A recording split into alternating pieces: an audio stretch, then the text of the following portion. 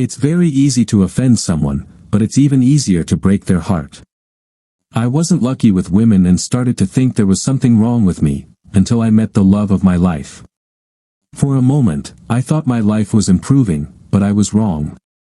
Eloise shattered my heart.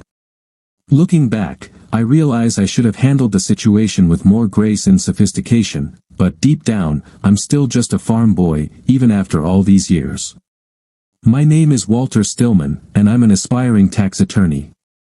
Not the most exciting profession, right? At the time, I wasn't even fully established. Fresh out of law school with an advanced LLM in taxation, the only job I could land was in the bankruptcy department of a mid-sized Manhattan law firm. It was the firm's smallest and least glamorous practice area. My living situation mirrored the modesty of my career. Rent in New York City has always been notoriously high, and back then, a Manhattan apartment was well beyond my reach. Even the outer boroughs seemed overpriced. After a long search, I ended up renting a room with two other struggling souls at the far end of a subway line in Brooklyn. The neighborhood was in decline, and my commute felt endless. In short, my career in the big city began with a humble job and a roof over my head. However, my fortune seemed to change once I started working. The head of the bankruptcy department was Eric Erickson, a sharp, silver-haired man in his late 60s. He was one of the most respected figures in New York's bankruptcy law scene, the go-to guy for tough or unique legal questions. Though he had no tolerance for incompetence, he was an excellent teacher and always willing to help. Even now, I remain deeply grateful to Mr. Erickson. As city folk might say, he did me a solid. He became both my mentor and my friend, teaching me invaluable skills that shaped my career. I didn't realize it at the time, but I had found my path, and happiness soon followed, though not before heartbreak. Most days, the bankruptcy department consisted of just Mr. Erickson and me. Bankruptcy was the least respected practice area at the esteemed firm of Portman Rosencrans. If we needed assistance, two reluctant part-time associates were available. I essentially received a graduate-level education in a field of law that felt like it was written by Lewis Carroll, complex, counterintuitive, and almost surreal. During this time, I reconnected with Chuck Thompson, a classmate from Northwestern University School of Law. He was one of the few from our graduating class who ventured to New York. Chuck worked tirelessly at the Manhattan DA's office and had recently married Carol, a native New Yorker. It felt natural to accept their invitation to dinner at their apartment. What I didn't expect, however, was to meet Eloise Schaefer. Eloise was the epitome of New York elegance, tall, sophisticated, and effortlessly graceful. She had raven black hair, striking green eyes, and an air of confidence that made her beauty seem almost effortless. I couldn't understand why she was seated next to me that evening. Carol, ever the matchmaker, seemed to think we might hit it off. Eloise was not only beautiful but also charming and engaging. She asked me to escort her back to her Brooklyn apartment after dinner, insisting we take the subway instead of a taxi. The journey from Manhattan to Brooklyn gave us time to talk, and I found myself growing more confident as she listened intently to my answers. When we reached her apartment, she surprised me with a kiss, a moment that was both thrilling and unexpected. Her confidence and charm left me in awe, and we agreed to meet again for an official first date. Over the next 5 weeks, we went on several dates, and I felt like the luckiest man alive. But that feeling didn't last. One evening, Eloise told me she wouldn't be able to see me over the weekend due to a prior commitment. After much effort, I finally got her to reveal his name, Rodrigo Ruiz. A quick search revealed he was the state labor commissioner, a tall, handsome, older man, exactly the type you'd expect Eloise to be with. Apparently, I wasn't hiding my despair well because Mr. Erickson called me into his office. "All right, Walt, what's wiped that usual Midwestern grin off your face and left you so gloomy?" Eric inquired. "Sorry, it's personal," I replied, not wanting to burden anyone with my problems. There was no point in hiding anything from Eric, and soon enough, he had the whole story. He leaned back in his chair, brought his hands together as if in prayer, and rested his chin on his fingertips. When I was a kid, he began, this city was still run by the Irish and Jews. They were fascinating to watch, third or even fourth generation Americans who still spoke with an Irish brogue or threw in a Yiddish phrase. These were folks who graduated from Fordham or Columbia but mastered the art of being professionally ethnic. Now they're gone. I sometimes miss the flair they brought to politics. Nowadays, the politicians are professionally black or Hispanic. They don't seem to have the same charm, at least to me, and they take themselves far too seriously. I'm sorry, Mr. Erickson, but I'm not sure I follow, I said. He sighed. My greatest hope for you, Walter, is that you never lose that Midwestern innocence you've got. Your girl's guy, Rodrigo Ruiz, was originally named Rodney Kaufman. His father was an heir to the Kaufman department store fortune, and his mother, Luisa Ruiz, was a Puerto Rican Jew. Rodney is married to Sophie Sloan, from one of the wealthiest Sloan families. For political reasons, he's taken his mother's last name and adopted a Spanish version of his first name. Rhodey is a full-time politician and self-identified Hispanic. From what it sounds like, your lady will choose you over him for 3 key reasons. First, the man is 47, and she's much younger. Second, he's married to a respectable Jewish woman with whom he has 3 children. She's not the jealous type and allows him his affairs, but she would definitely object to being replaced, as would her influential family. Third, Rhodey and his family are wealthy and politically connected. Even though these are progressive times, I doubt he wants to risk offending his supporters by getting involved with a Christian girl. But what if she's already seeing him? I asked. Eric gave me an irritated look. How old is this woman? 29, I answered. A woman at 29 with her biological clock ticking, and you, a 26-year-old eligible lawyer, do you really think you're at a disadvantage here? Rhodey's involvement is likely just a way to push you to act. For dates with a single, 29-year-old woman these days means it's serious. So, either get serious or walk away, Eric concluded. After talking to my boss, I felt not only better but also more confident. On our next date, I pushed the conversation further and was met with an enthusiastic response. If we're going to take this any further, I need to know you're serious, she said. I could say the same, I replied. Are you speaking in general? She asked. Yes, and about Rhodey, I clarified. I've been seeing him for a few years, she admitted, but he's not serious, and I am. Once again, I was reminded of how sharp Erickson's advice had been. That night, we took our relationship to the next level. While I wasn't entirely inexperienced, Eloise's confidence and poise made me feel out of my depth. A week later, I moved into her apartment. By New York standards, it was quite large, with a hallway that seemed to stretch endlessly. A proposal was inevitable, as she began dropping hints as soon as I settled in. Eloise was 29 when we met, a junior executive at Sanderson Financial Management. She was on the verge of a promotion, and shortly after our engagement, she became a VP. I knew she was smart and a bit of a perfectionist, but her organizational skills left me speechless. She planned the wedding in just 6 weeks. In terms of family, she was the eldest of 3 and the only daughter. Her father, a lawyer, was deeply involved in real estate and politics in Westchester and Putnam counties, which explained how they managed to organize such an impressive wedding so quickly. As for my own family, I only had one sister left. Nancy lived on the West Coast near Portland with her girlfriend. She stopped talking to me after coming out as a lesbian. Maybe I didn't react with enough enthusiasm, and a rift formed that never healed. I invited her to the wedding, but she chose not to attend. My career had settled into a steady routine. I was now handling smaller cases independently, and it was clear Eric was preparing me for more responsibility. Bankruptcy law was experiencing a lull, and Eric made it clear I should be ready when things picked up. You've got what it takes, the right mix of intelligence and a likable personality.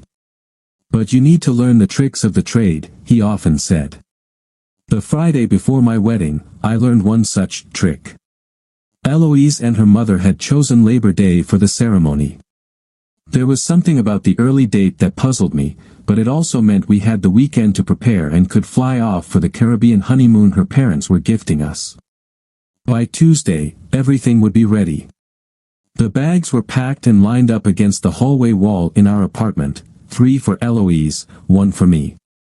I was a bit nervous about the wedding, but there was no time to dwell on it. The week before, my fiancée had gone to her family home in Westchester to give us some space before the wedding. It'll make the honeymoon even sweeter, and it'll keep my pre-wedding jitters from scaring my husband to be away, she'd said with a laugh. At 10 o'clock on Friday, the last working day of August, 3 days before the wedding, I had a hearing in bankruptcy court for a first-day order. This type of order is issued early in a reorganization to set the rules for the debtor's continued operation under court protection. In small cases like mine, these hearings aren't very formal, usually involving just a few attorneys and the judge. Judge Marks, known for being a stickler for the rules, presided over my case. That Friday morning, I walked into my office ready to grab the file and head to court, only to have the secretary inform me that the judge's secretary had called to arrange a telephone hearing. As soon as the hearing began, I felt nervous. The judge's clerk connected all the parties, and Judge Marks got straight to business. "All right, Amanda, what's your issue with this order?" Amanda Moskowitz, representing the bank, was a sharp attorney with a precise argument targeting the weakest aspects of my request. Though skilled, her appearance didn't quite match her reputation. Her nickname, Sugar, seemed ironic. She was short, under 5 feet, and heavy-set, particularly in her lower half, though I always thought she had a charming face. When Amanda finished her argument, I tried to respond, but the judge interrupted. "Order granted. My clerk will fax it to everyone," he said abruptly, ending the call. I was left wondering what had just happened. Amanda laughed.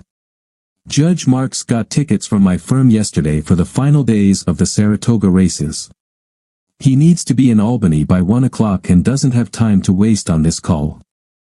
He ruled against you today for appearances in a case that doesn't really matter, but next time, I'll destroy you," she said, still chuckling. "Not the way I like to win," I complained. "Take what you can get," she replied before adding, "You know, my aunts would say you're a very fine young man, for a Goyish." She ended the call with a laugh. Right around then, Eric walked in and told me to take the rest of the day off and relax before the wedding. As I was leaving, I couldn't resist asking, "What's a Goyish?" He smiled. "It means you and me, a non-Jew." "Why?" "Someone said I was a fine young man for a Goyish." "Oh, that's a compliment. Somebody likes you." I was on my way back to the apartment, thinking I might get a head start on my trip to Westchester. I wasn't expected until the next day, with the wedding rehearsal set for Saturday night, but why waste time in the city? I had anticipated being tied up with my case for most of the day, possibly into the evening, but since that wasn't the case, I decided to leave early. I tried calling Eloise first, but her phone went straight to voicemail. I made a crucial decision. I called her parents' house in Westchester, hoping to either speak with someone or leave a message. What happened next was one of those random events that change everything. None of the Schaefer family members were home. The usual maid, Rosita, had the day off to get fitted for her dress for the wedding and had her cousin fill in. The cousin, a woman with limited English, didn't recognize my name. "I want to leave a message for Miss Eloise." "This is Walter," I repeated for the 3rd time. "She not here?" "In city," the cousin replied. "I know she lives in the city, but she's home for the wedding." "This is Walter, and I'll be there later today." "She in city. Stay hotel. Be here tomorrow for wedding," the cousin clarified. It took me a moment to process this, but my curiosity was piqued. "What hotel?" I asked. "Plaza," she answered. I'm not usually a suspicious person, but who wouldn't be after a conversation like that? It was almost noon when I gave in and called the Plaza Hotel. Our reception was in Westchester County, not at the famous Plaza Hotel in New York. Something was going on that I hadn't been told about. I called the hotel and inquired about Eloise Schaefer, but there was no one registered under that name. Out of insecurity, I asked, "How about Rodrigo Ruiz?" "No, I'm sorry," the young woman replied. "Could you check for Rodney Kaufman?" I added hesitantly. After a brief pause, she said, "Yes, we have a Mr. and Mrs. Rodney Kaufman in the bridal suite." "Please connect me," I said, my heart pounding. It still might not be them, I told myself as the phone rang. When a man answered, I nearly hung up, but I had to ask. "Could I speak to Eloise Schaefer, please?" "Elle, it's for you," I heard him say. "Hello," she answered. I recognized her voice, but I was speechless. "Hello. Is anyone there?" she asked again. "There's no one there," I heard her tell him. There was. "He asked for you," the man replied. "Hello, it's Walter. Don't bother going to the wedding." "I won't be there," I finally managed to say. Before I hung up, I heard her call my name, but the line went dead. The next period of time was a blur. I was in shock, sitting in the apartment as if paralyzed. In a way, I was paralyzed. It felt like all the strength had drained from my body. Everything good in my life seemed to have disappeared. It had all been a lie, the romance, the time we spent living together, and the stylish apartment. It was our apartment, but technically hers since the lease was in her name. My mind was in a kind of lockdown. I knew I needed to get up, grab my bag from the hallway, and leave. I had no place to go, but I couldn't stay there. Then, someone opened the apartment door. It was her. I wondered, somewhat dazed, how she had arrived so quickly. I glanced at the clock, 2 p.m. It dawned on me that the judge would be at the races, a fact that had drastically altered my life. "Walter, we need to talk," she said. "Have you been there all week?" I asked. She stood in the middle of the living room, avoiding my gaze. "It was just us saying our goodbyes," she explained. "So, it never really ended, did it?" I accused. "Walter, stop it. You know I love you." "How would I know that? I'll never see him again." "It's over," she insisted. "Why?" "I've been with him for 7 years, since almost the day I moved to the city." "No." "Why end it?" "Because I'm marrying you on Monday," she said. "No, you're not." "Walter, please be reasonable. Everything's set. Over 300 guests are coming." I stayed silent. It was pointless to argue. I got up and walked past her. "Where are you going?" "We need to resolve this," she called after me. I grabbed my bag and walked out. She followed, shouting for me to stop, but eventually gave up. I wandered aimlessly for a while, vaguely heading toward the bridge. As night fell, tired of wandering, I crossed Court Street near Borough Hall and found a small bar. Despite the Friday night crowd, I found a dark corner to disappear into. "Hello," a voice said. I looked up to see Amanda Sugar Moskowitz, holding a drink in each hand. She placed one in front of me. "I thought you could use this," she said. "Thanks," I stammered, taking a sip of the strong drink. "It's a stinger. And as you can see, I'm not exactly the religious type," she added. "Religious?" I asked, confused. She smiled a charming smile and explained, having a drink at a singles bar with a non-Jew on a Friday night. What could I tell my mother about this? As she spoke, I looked down, suddenly remembering my own suitcase. Oh, I had to leave. "After all, this is her apartment," I said, taking another sip of the drink that burned on the way down. Amanda didn't ask many questions. Instead, she shared funny stories about herself and people we both knew from work in bankruptcy court. It's a small legal field, and everyone knows each other. She kept pouring more into my glass, trying to make me laugh. I guess she already knew I was engaged and getting married soon, but she didn't seem surprised to find me in a Brooklyn bar with a suitcase on the Friday before my wedding. Perhaps she'd been drinking before I arrived and didn't realize the significance of my situation. The only thing I really remember from that night is how Amanda helped me into a car and said, "It's a short trip." Later, I had a dream about Eloise. She pinned me to the bed, and we were close. But then, I woke up urgently needing to use the bathroom. Disoriented, I realized I had no idea where I was. The room looked unfamiliar. For a moment, I was completely confused. Then it hit me, sharp and painful, I had walked out on Eloise and her apartment. So where was I now? My head throbbed, feeling like it was stuffed with cotton. I could barely recall anything from the night before. I remembered going into a small bar on Court Street. Someone I knew appeared. For a moment, I couldn't remember who. Then I did. Amanda Sugar Moskowitz. What was she doing there? And why was I here, in someone else's bed? I was in a small room just big enough to fit the double bed. There was no other furniture, and the bed was pushed right up against a window that stretched from the middle of the wall to the ceiling. I was alone in the bed, but it was clear someone else had slept there too. There was no closet, and my clothes were nowhere to be seen. The room itself could have been a large closet converted into a bedroom. There was a door, but it didn't open fully, blocked by the bed. I peeked out and saw a larger room. On one side, a window jutted out from the wall, allowing a view of the sidewalk outside. I realized I was in what they call an English basement, a level below the main building, half above and half below ground.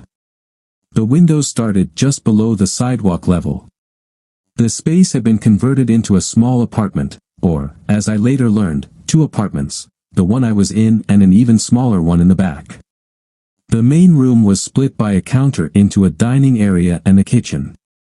The bay window created a cozy nook with 2 small chairs and a window seat, functioning as a mini living room. Not seeing anyone around, I quietly stepped out, searching for a bathroom and my clothes.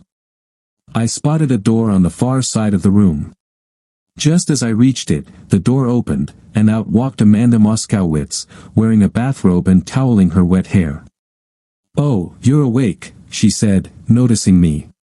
"About time, it's probably almost noon." Instinctively, I covered myself, which only made her giggle. "A bit late for modesty, don't you think?" she teased. "I saw everything last night." All I could do was rush past her, assuming the room she had just emerged from was the bathroom. I was correct. Closing the door behind me, I lifted the toilet seat and relieved my bladder. The bathroom was small, with just a shower stall and no tub. Deciding to freshen up, I stepped into the shower. It was tiny, but the hot water felt wonderful on my very hungover body. Feeling somewhat revived, I looked around for a towel but found none. Wet and without clothes, I had no choice but to face Amanda. I opened the bathroom door and stepped out, only to realize we weren't alone anymore. A young, dark-haired woman was sitting at the table, grinning at me. Amanda was in the small, open-plan kitchen, busy with cups and a coffee pot. "How do you take your coffee?" Amanda asked so casually, as if I were fully dressed. Quickly, I ducked back behind the bathroom door and called out, "Could I please get my clothes, or at least a towel?" The 2 women burst into laughter. Amanda paused long enough to say, "The towels are in the closet, along with your bag and the clothes you left behind last night." Peeking out from behind the door, I asked, "And where exactly is the closet?" Still giggling, Amanda pointed with the coffee pot toward a set of louvered doors on the far side of the room, just before what seemed to be the apartment entrance. "I'd get them for you, but as you can see, I'm busy," Amanda said. The other woman didn't make a move to help, so there was nothing left to do but make a dash for the closet. I hurried over, threw open the doors, and found my clothes. My suit and shirt were hung neatly, and my underwear was folded on top of my suitcase. I quickly grabbed my shorts and shirt, dressing as fast as possible while the women continued giggling behind me. "Walter, this is my sister, by the way, Sonia Rabinowitz," Amanda introduced. "Hello, Mr. Stillman," Sonia greeted me. "Hello," I replied while digging through my suitcase for a pair of jeans. "Don't feel like you need to dress up for me," Sonia said. "I'm the younger sister, but I'm already married with 3 kids, 2 boys and a girl. Male bodies don't faze me." They both laughed as I pulled on my jeans. "Come have some coffee," Amanda invited. "I'll be just a minute," I responded. "You didn't tell me he was so shy," Sonia stage whispered to her sister.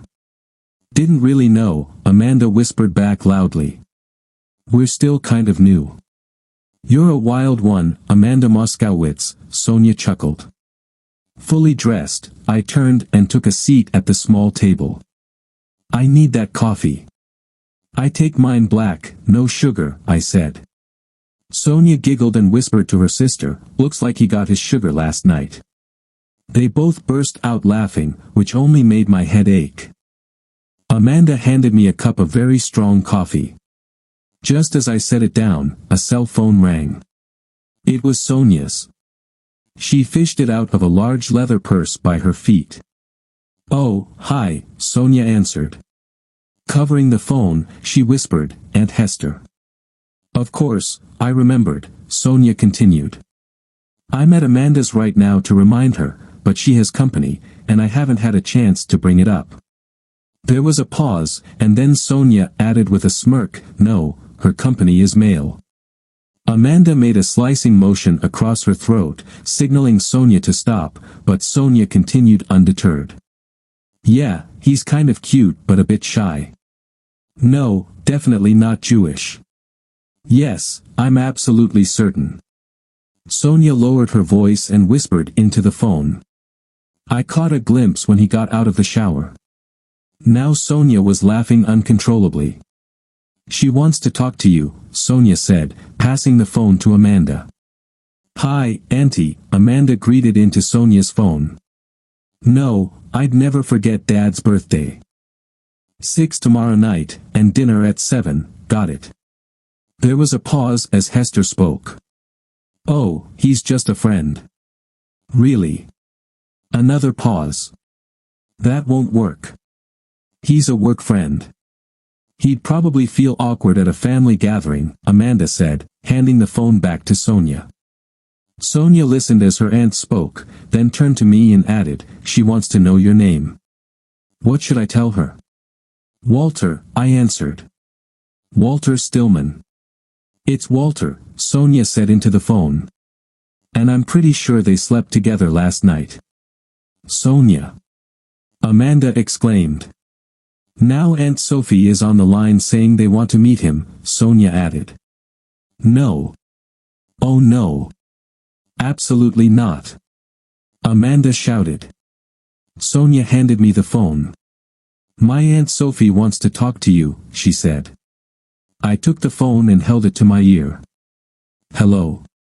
Walter, I'm Amanda's Aunt Sophie.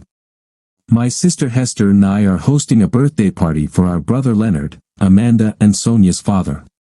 We would love for you to come with our Mandy. Will you? It would mean so much to the family." "I'm not sure. I wouldn't want to impose. Mr. Moskowitz might not appreciate me at his party," I said, trying to find a polite way to decline. "I'll leave it up to Amanda then," Aunt Sophie replied. I handed the phone to Amanda, who spent a good 10 minutes arguing with her aunts while Sonia watched with a mischievous smirk. The aunts on the other end of the line took turns pressing their niece until Amanda finally gave in. "Okay, I'll bring him," she said, hanging up the phone with an exasperated mutter. "Sugar, sugar, sugar. You know she does that," Sonia said. "What do you mean?" I asked. "She replaces words with sugar, as if we don't know what she really means," Sonia explained with a laugh. With one last chuckle, Sonia stood up. Well, it looks like my job here is done. Time to go relieve my husband before the kids drive him crazy. Left alone with Amanda, she turned to me and said, "You don't have to come if you don't want to. My family can be a bit overwhelming. I just don't understand why your aunts want an outsider at a family gathering," I replied. Amanda gave a short, almost sad laugh. Sonia is my younger sister by nearly 4 years. I turned 30 on my last birthday, and she already has 3 kids. My aunts, and the rest of my family, think I should be married and pregnant by now. It sounds like your biological clock is on their minds, I said. She shrugged. They still don't know me. And apparently, I'm the wrong religion. But you're the right gender, she added with a wry smile, then she paused before continuing. You see, I used to have a roommate here to help with the $3,500 monthly rent. As you can imagine, junior bankruptcy associates don't make that much. I nodded, aware of the modest salaries typical of our profession. But then I remembered there was only one bed in the room. Was your roommate a woman? I asked. Yes, but don't jump to conclusions, Amanda said with a smirk. I'm not saying I'm completely heterosexual, but I need to be properly drunk to be interested in women. Jessie, my former roommate, wanted a relationship that I couldn't offer. So now I'm almost a heterosexual Jewish spinster. I thought about her words as I chewed on a cookie that looked like a bagel. Finally, I asked the question on my mind. Last night, Amanda laughed. Yes, we did. Although I didn't particularly like being called Eloise. I'm sorry, I said, feeling my cheeks flush. Hey, don't be such a prude. We were both a little drunk, she said. Actually, you were very drunk. I took a long sip of coffee, trying to process the strange turn my life had taken. Just the morning before, I had been preparing for my wedding to Eloise. Now, here I was, sitting across from Amanda Moskowitz, still affectionately called Sugar. It's overwhelming, I said. What is? Eloise, and the fact that I'm here with you. Amanda wasn't laughing anymore, but I could tell she was trying to keep a straight face. Look, you've had a hard time with Eloise and everything that's happened. Why don't you just rest here today? I thought for a moment. I don't think I could handle being alone right now. If you don't mind, I'll stay. She smiled. Great. Let's go to bed. That's exactly what we did, just rested. Lying next to Amanda felt different from being with Eloise. At one point, she looked at me and said, from my perspective, intimacy is one thing, but in a relationship, I need more. I need someone I can communicate with, and respect. How do I fit into this definition? I asked. You're a very worthy person. Obviously, your fiancé put a lot of effort into shaping your good qualities, she replied. I didn't know what to say to that. You're here in my bed because you're a good person, she continued. I've been watching you. You never hurt anyone if you can avoid it.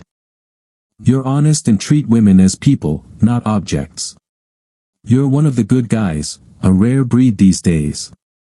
Thanks, but is this how you should describe a novice lawyer? I replied with a faint smile. Of course, I've been watching you, Amanda said. I saw you on Court Street and followed you to the bar, didn't I?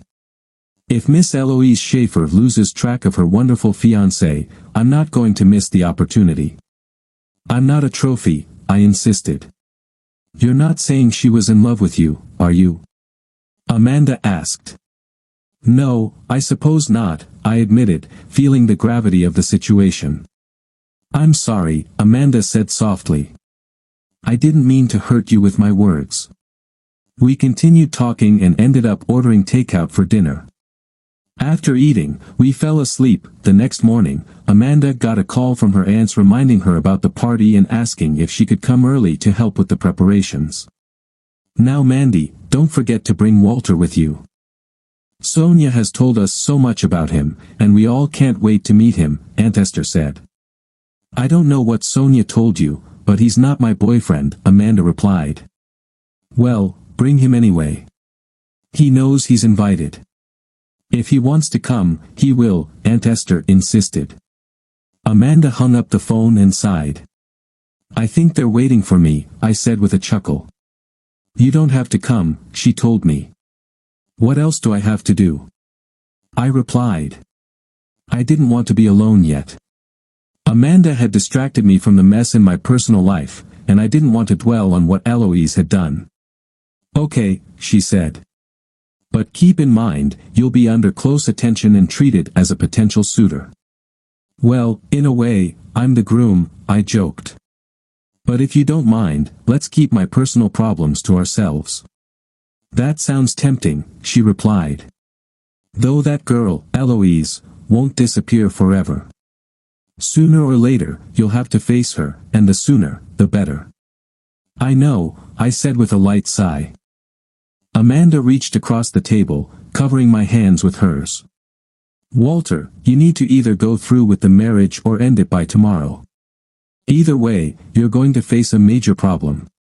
I can't go through with it. Not now. Don't be so quick to decide. Backing out now will have serious repercussions for your career and life. There will be a massive scandal. Why? I don't plan to make the reasons public, and I'm sure she won't either. Oh, my poor, naive one, she said, squeezing my hands tightly. Do you really think no one knows about Commissioner Ruiz and Eloise Schaefer? They've been involved for quite some time. I thought they ended things. Amanda didn't laugh, but her crooked smile said it all. You've been deceived, Walter. Eloise had been seeing Ruiz the whole time you were together. But why? I asked. If she wanted to stay his mistress, why involve me? He's planning to run for governor next year, she explained. Your marriage to Eloise seemed to end the affair, and you were a desirable match, young, decent, professional, and heterosexual. The kind of man every woman in New York dreams of. She played me for a fool, I said. Oh, don't start feeling sorry for yourself, Amanda replied. She might have been just saying goodbye, as she claimed. Would you have preferred she did it the week after your wedding? I'd rather she never did it at all, I said. Well, you got back at her through me, Amanda said with a smirk. That's not happening, I said. Hey, get a grip before you do something rash. If you don't show up at the church tomorrow, people will ask why. Let them. All right, let's pause here. A scandal benefits no one. You're a junior associate in the bankruptcy department. Commissioner Ruiz, on the other hand, is a very big deal. If you make waves, his boat may rock, but yours will sink. You're saying I'll lose my job? No, I'm saying you'll lose your career. No one will hire you. I paused at that, but only briefly. Amanda, I said, I may be just a simple guy from Iowa, but when Eloise accepted my proposal, she made a commitment to me. She didn't keep her commitment, and I won't be forced into keeping mine.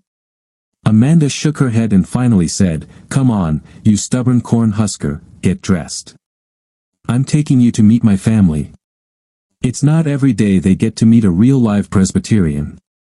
My family's Lutheran, actually, I corrected. Same difference, she said with a wink. At 5 o'clock that evening, we took a yellow cab to the Moskowitz home on Beverly Road. Using a car service was not an option. Uncle Morty had been a taxi driver before he retired. Now Morty lived on his Social Security with his two sisters, Hester and Sophie, in the house they had inherited from their parents. Morty had once been married, but his wife left him 30 years ago for a shoe salesman, a topic that was apparently never discussed. Aunt Sophie's husband had been killed in Vietnam, and Hester never married. Only Amanda's father, Leonard, the youngest sibling, had children. Leonard and his wife, Rebecca, had 2 daughters, Amanda and Sonia, and now 3 grandchildren, thanks to Sonia and her husband, Jerry Rabinowitz. The Moskowitz family house was located in an area of Flatbush, Brooklyn, known by realtors as Ditmas or Ditmas Park. As we approached the oversized two-story house on a larger lot than usual for city living, I couldn't spot any park. Unlike Amanda's apartment, which was across from a small park in a quiet neighborhood, her aunts and uncle lived off what seemed to be a busy avenue. The house was styled in a faux Queen Anne manner, not quite a mansion, but larger than what you'd typically expect for a single-family home in New York City. Aunt Hester, a short and stout woman with steel-gray hair, greeted us at the door. She first embraced Amanda, calling her Mandy, before turning her attention to me. After giving me a thorough once-over, she declared, "Not bad at all. Quite a handsome young man." "Oh, I think he's rather good-looking," added Aunt Sophie, who emerged from deeper within the house. Sophie was tall with dark hair, and the two sisters seemed quite different from one another. Sophie hugged Amanda next, and the two aunts then guided us into the kitchen, where they were preparing the evening meal. A large cake sat on the counter, and the kitchen was filled with the aroma of roast from the oven and the sweet scent of vanilla. "Could you peel some potatoes for us, Mandy?" Sophie asked, handing her a peeler and a colander of freshly washed potatoes. "I'll take your gentleman to help set the table," Hester added, taking me by the arm and leading me through a swinging door into the dining room. The dining room had wainscoting and a rich burgundy carpet covering the hardwood floor. Dark oak paneling reached halfway up the walls, which were adorned with intricate rose-embossed wallpaper. The ceiling featured an elaborate lattice of mahogany and oak, and a modest chandelier hung from an ornate medallion of carved mahogany flowers. Hester directed me to a set of china cabinets along one wall. The cabinets occupied most of the short side of the room and were filled with multiple sets of porcelain plates. She showed me the far cabinet and said, "We'll use these plates today." As she spoke, she smiled and remarked, "It's not easy being Jewish, you need all these dishes." At that point, I only had a vague understanding of the need for separate sets for meat and dairy. Hester handed me a stack of plates, and we began setting the large claw-footed table, which was covered with a pristine white linen tablecloth. I couldn't resist examining the backs of the plates and the tags on the linen. The china was from England, and the linen from Ireland. It seemed like the real thing, much like the people, authentic. As Hester set the table and I carried the dinnerware, she began what seemed like a casual but deliberate interrogation of me. I realized this was why she had separated me from Amanda. Soon enough, she had gathered most of my personal history, except for the details of my failed engagement. When we placed the last fork beside the final plate, she remarked nonchalantly, "It's not painful, you know. Just a little snip. Most babies don't even cry." I didn't quite understand what she meant, but before I could ask for clarification, a commotion in the hallway caught our attention. A commanding female voice announced, "I'm here, and I brought the birthday boy." Rebecca Moskowitz, also known as Judge Levine of the U.S. District Court, entered the room. It turned out she was Amanda Moskowitz's mother. Her father, Leonard Moskowitz, was a professor of economics at New York University, and it was his birthday I had been invited to celebrate. Hester pushed me back into the kitchen as she went to greet her brother and sister-in-law. Amanda had peeled the potatoes and left them on the stove. When I entered the kitchen, she turned to me and said, "We should wait here while my aunts break the news that you're here as their guest." "Am I going to be a problem?" I asked, suddenly feeling protective. "No, but it might be a bit of a surprise. I've never brought a man home before. Mom can be a bit critical, so just be prepared." It was an awkward situation, which only grew more uncomfortable when we were called into the living room for introductions. The room was spacious and comfortably furnished in an early 20th century style, a place meant for relaxation. But I could sense the tension as we arrived. Amanda had taken a small box from the light jacket she had hung up in the hall. The box was clearly wrapped as a birthday present. An awkward silence settled over the room as we entered, broken only by Amanda's father, who greeted us with a smile and a joke. "Is this young man my birthday present, Mandy?" he asked. "No, Papa," Amanda replied quietly. I brought you this. She led us over to give her father the gift she had brought. She never let go of my hand, and I realized she had been holding it tightly for some time. Well, her father said, I was hoping for a son-in-law, but I'm sure I'll like this. He smiled at his daughter as he said this. Opening the package, he pulled out a clearly used baseball. His smile grew wider as the others looked on in confusion. It's a game ball signed by the Mets. Leonard exclaimed, then stood to hug his daughter. I heard him whisper in Amanda's ear, I'd still prefer a son-in-law. Amanda whispered something back, but I couldn't hear it. Her father chuckled, but as I glanced over, I noticed her mother giving me a stern look. At that moment, Sonia arrived with her husband and 3 children. The kids rushed into the living room, eager to grab the spotlight. Oh good, you made it, Sonia said to me, giving me a quick hug and introducing me to her husband, Jerry, a tall, thin man who looked like he might be blown over by a strong gust of wind. This is Amanda's new love. At least she got the gender right this time, Sonia teased. Jerry shook my hand and said, don't mind Sonia. She just likes to tease her older sister. The conversation in the living room quickly turned to the children's recent adventures and the presents they had brought for their grandfather. It was a relief to be off center stage, but I could still feel Amanda's mother's eyes on me. Dinner was simple but delicious. The conversation around the table was filled with the joy these people took in being together. Occasionally, a question would come my way. If it was something Amanda could answer, she jumped in immediately. For the more personal questions, I answered briefly or deflected. Yes, my parents are deceased. A farm in Iowa. I have one sister, I said, avoiding further details about her, partly because I wasn't sure how to respond. However, the real scrutiny began during coffee and birthday cake. Judge Levine had been observing me all evening, and while the children were busy with the cake, she made her move. Tell me, Walter, are you related to the Stillman who is marrying Eloise Schaefer tomorrow?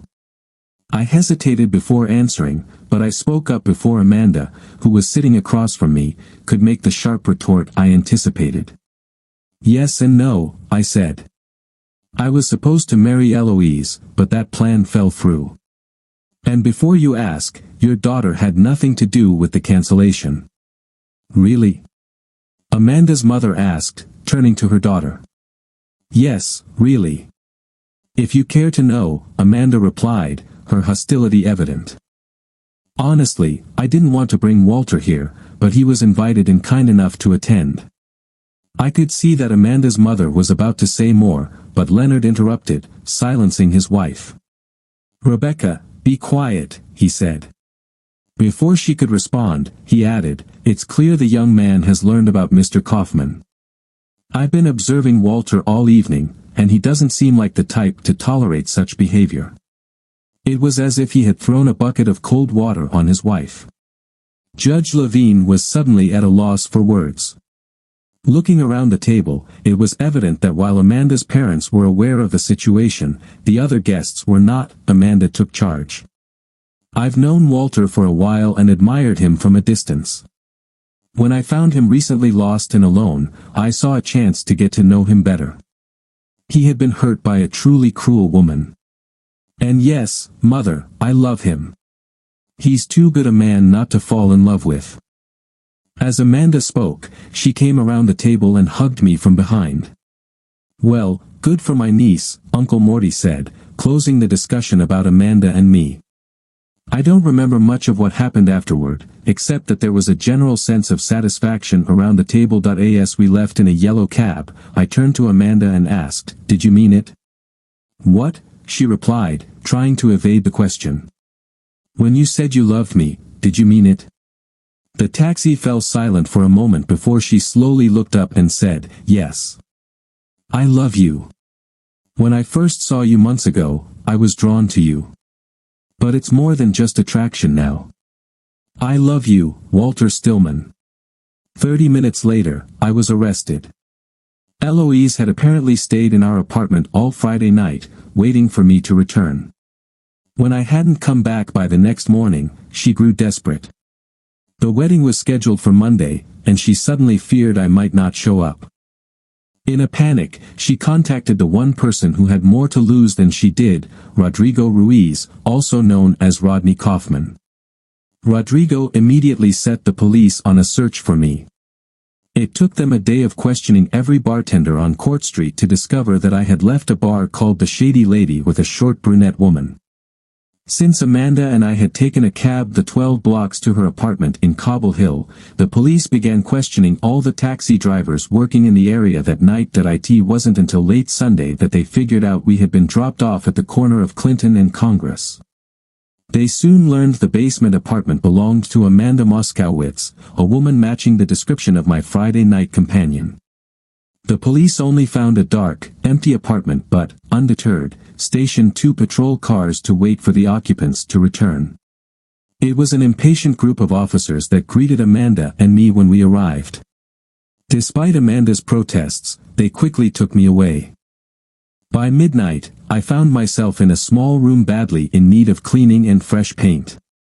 I was seated, handcuffed to a table, with no explanation of the charges against me. The door opened, and Eloise walked in. She looked as stunning as ever. "Are you behind this?" I demanded, my tone sharp.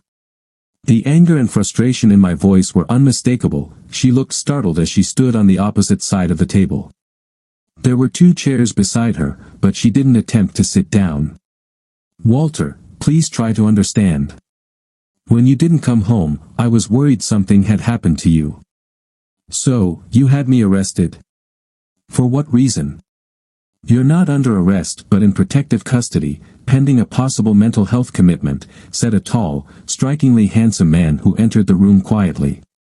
He moved to stand next to Eloise. He was even more impressive than his photos, though the signs of middle age were evident despite his best efforts to fight them. "Rodney Kaufman, I assume," I said, pouring as much venom as I could into my words. "Rodrigo Ruiz, actually. But you may call me Rod, as I hope we can be friends. It's Mr. Stillman to you, and I have no intention of being your friend. That's unfortunate because I believe you're in a tough spot and could use my friendship." I raised my hand slightly, making the chains clink against the table. "You might be able to keep me here, but not for long." I sounded more confident than I felt. "Hopefully long enough for you to hear Eloise out," he replied. Eloise, who had been silent until now, finally spoke. "Walter, you're mistaken. Rod and I are just friends. Whatever relationship we had is in the past. If you had stayed long enough on Friday, I would have explained everything. We have a saying in Iowa," I shot back. "I might have been born at night, but it wasn't last night. I caught you in his hotel room. Regardless, the 2 of you are scheduled to marry later today, and it's in everyone's best interest that you go through with it," Rod said calmly. "I'm sorry, but I refuse to marry this woman of questionable virtue," I replied.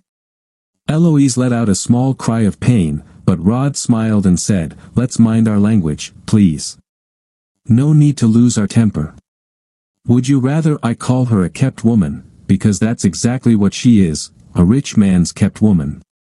Rodney's smile faltered slightly, but he maintained his composure. Eloise turned away, crying. "That attitude will lead to serious trouble. You're being very foolish. Eloise is a beautiful woman who would make a fine wife. If you don't marry her, there will be a scandal. Reporters are expected at this wedding, it's a society event. Her reputation will be ruined, and so will mine. People love to gossip, and this would be perfect fodder. I'm told you have a promising career at a top firm. If you don't marry Miss Schaefer today, your career will vanish, and you won't find employment anywhere else," he warned. Now it was my turn to smile. I wouldn't marry this woman even for a senior partnership, let alone to stay a junior associate in the bankruptcy department. "I told you he would be unreasonable," Eloise said, still crying with her back to me. Rod sighed and said, "All right, Mr. Stillman. How much will it cost for you to make Eloise Mrs. Stillman?" Trust me, you don't have enough money. It doesn't need to be forever, just a year or two. Then a discreet divorce. And what will people think when that happens? I shot back.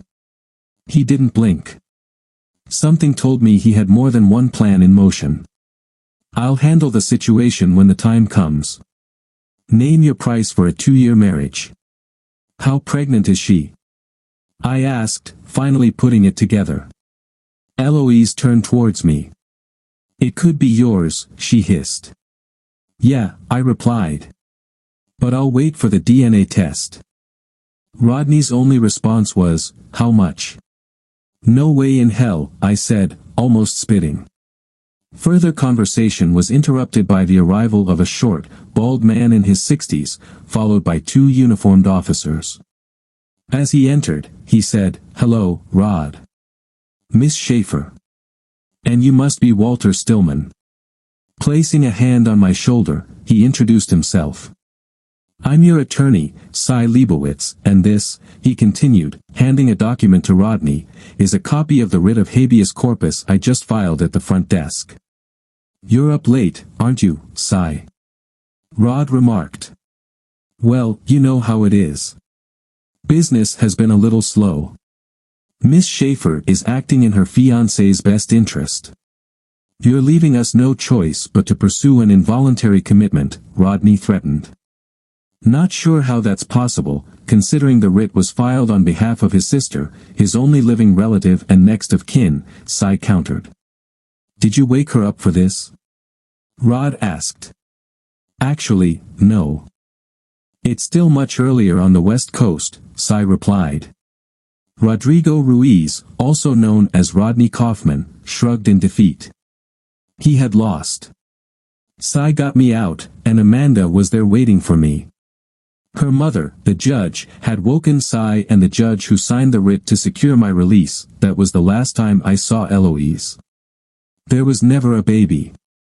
I'm not entirely sure why, but I know her biological clock was ticking, and she preferred his child over mine.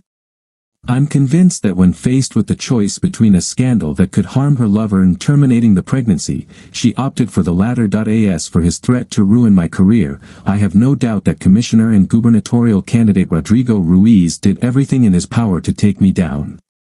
But fate intervened. I had a vacation scheduled from September 2nd to 14th, 2008, for a honeymoon that never happened. The day I returned to work, September 15th, Lehman Brothers declared bankruptcy, sending the financial world into chaos. Eric Erickson became the firm's most influential partner, and I emerged as its top associate. For 6 months, Amanda and I worked 90-hour weeks before we finally got married. We had to make time because she was pregnant and clearly showing. Amanda hadn't thought about contraception, as she hadn't been with a man for a while before that first weekend we spent together. Our firstborn was a girl, followed by 3 more children. 4 was enough for us. Amanda became a judge, following in her mother's footsteps, and I now run my own firm. When people ask about the secret to my successful career in marriage, I always say I owe it to a judge's day at the racetrack, 1 broken heart, and a girl known as Sugar.